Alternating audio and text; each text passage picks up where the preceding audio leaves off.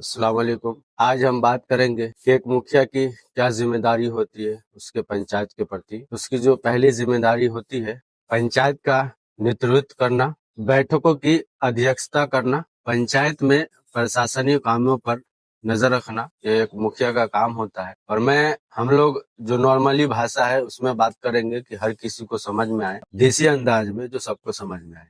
मुखिया की जो जिम्मेदारी होती है पंचायत के प्रति, आप एक शॉर्ट में मैं आपको बता देता हूँ। उसका मुखिया जो होता है पूरे पंचायत की जिम्मेदारी उसके अंदर आती है। पंचायत के अंदर कौन सा काम जरूरी है सबसे पहले करना है, कामों पर नजर रखना, कौन जरूरतमंद है, किसको जो है इंदिरा आवास मिला जाए, किसको शौचालय का फंड दिया जाए, कहाँ पर नाले की जरूरत है, सोलर स्ट्रीट लाइट की जरूरत है, ये सारे कार्यों पर नजर रखना ये पंचायत के मुखिया की जिम्मेदारी होती है। और उनका काम होता है कि देखें, ढूंढे कहाँ पर कौन काम करना है, किस काम को करना जरूरी है।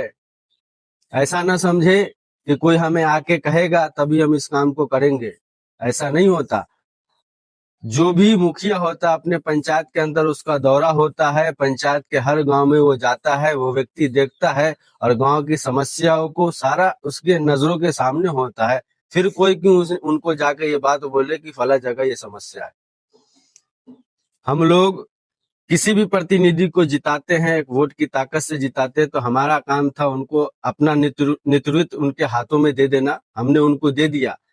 यानी कि एक मिसाल के तौर पे समझिए कि घर में एक बाप होता है जिसकी सारी जिम्मेदारी होती है घर को संभालने की। उसी तरह पंचायत के अंदर मुखिया भी होता है, उसकी जिम्मेदारी होती है पूरे पंचायत को और पंचायत के हर गांव को संभालना, उसी के अंदर में आता है। लेकिन आज के वक्त में ऐसा है कि हम जिसको वोट देकर जिता दिए वो अपने आप को डिक्टेटर समझने लगते हैं कि सारा पावर हमारे हाथ में है।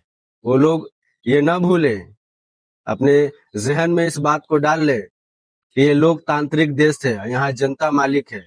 अगर वो किसी को जिता सकती है तो हराने की भी ताकत रखती है। ये बात आप अच्छे से समझ ले, जो जनता आपको जिता सकती है वो जनता आपको हरा भी सकती है। तो कोई भी हो, मेरे भाई मेरे दोस्त, कोई भी हो, अगर लोग आपको चुन के लाते हैं तो उनका सही नेतृत्व कीजिए, सही काम कीजिए। और जिस तरह लोग कहते हैं कि हम अखलाक की राजनीति करेंगे, तो अखलाक की राजनीति कीजिए, हिटलर की राजनीति नहीं कीजिए। ये तो याद रखिए कि हिटलर का क्या अंजाम हुआ था, वैसा ही हिटलर के रास्ते पर चलने वालों का भी अंजाम होता है। तो इसीलिए हिटलर के रास्ते पे न चल के उमर रजी अल्लाह अन्हु के रास्ते पर चलेंगे, उनका